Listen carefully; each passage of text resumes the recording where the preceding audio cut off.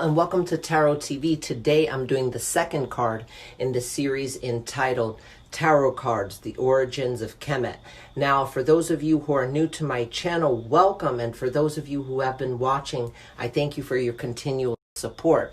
In my highlights, you're going to see a list of many series that I've been working on throughout the months and even throughout the years. So we're just going to kick it off with the Magician card.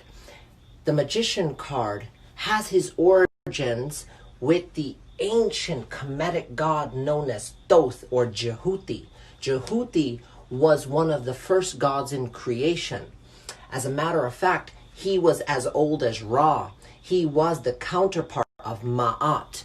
It was said that Jehuti or Thoth gambled with the moon for 1/72nd of its light to create the next generation of gods, which included Horus, Set, Osiris, Nephthys, Isis. These gods I'm going to discuss as the series continues. So today we're going to focus primarily on just Thoth alone. Thoth has two major forms, an ibis bird and a baboon. This is why some people associate Thoth with Hanuman or Sun Wukong, the monkey god, right? So very interesting. Thoth also was the creator of the Emerald Tablets, which were indestructible sacred codes that mankind was supposed to follow. It was said that Thoth created these laws, if you will, these Emerald Tablets, which actually serve as a premise for alchemy today, by the way, and the law of attraction, including the Kabbalion, all of which are mentioned in the Emerald Tablets. So the magician has the power of Thoth. It's the ability to conjure, to manifest, to play with the laws of as above and so below, but not to separate himself from the laws of the universe, which he himself formed with his counterpart, Ma'at. Now let's pay attention to the magician before I get too distracted and before I get off in different tangents.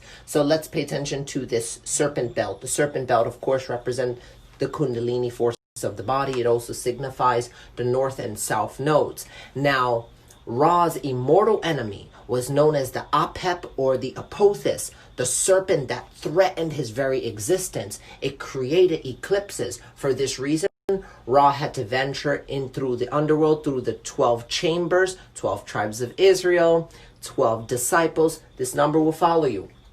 And Ra had to survive. Thoth gave him codes and magical scripts and texts and incantations that he could use to help him and assist him on his journey while he was moving from the east to the west. So the Magician card represents that power, that personal magic. The magician has been called many things throughout history.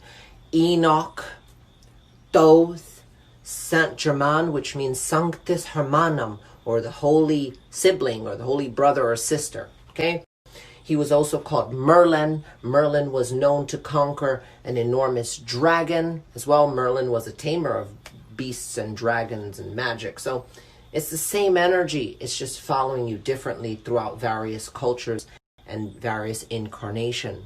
Thoth becomes this. It was said that Thoth himself incarnated as the first architect in ancient Egypt, known as Imhotep, which is why the greeting Imhotep was used by ancient Kemites or Egyptians. So that's my take on the Magician card. Wield your personal magic.